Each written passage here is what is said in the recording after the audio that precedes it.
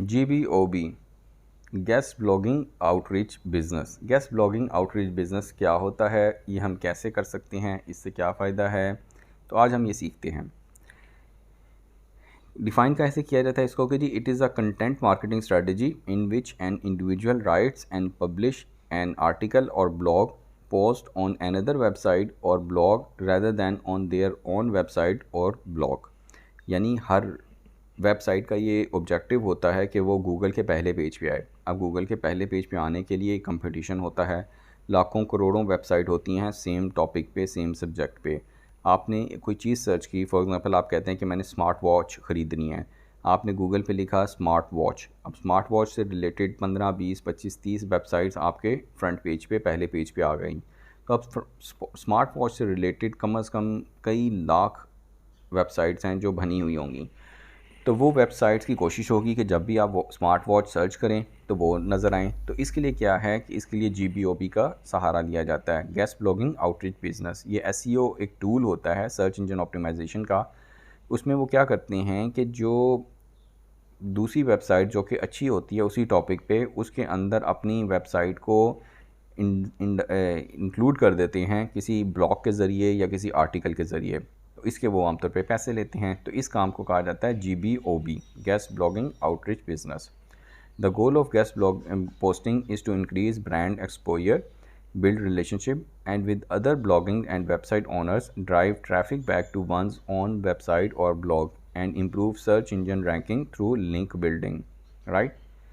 The post is typically written by an expert in a particular field or industry and the content is tailored to the audience of the host website or blog। यानी इसमें जो blog या इसमें article लिखा जाता है, इससे उस वेबसाइट को भी फ़ायदा होता है जिसमें लिखा जाता है, क्योंकि एक तो उसको फाइनेंशियल बेनिफिट मिल रहा होता है और दूसरा ये कि उसकी भी ट्रैफिक बढ़ जाती है उससे।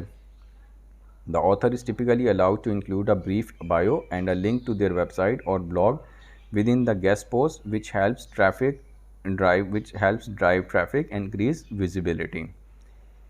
Guest posting can be a mutually beneficial arrangement for both the host website or blog and the author, as it allows the host to publish high quality content for their audience and the author to gain exposure and build their reputation within their industry or niche।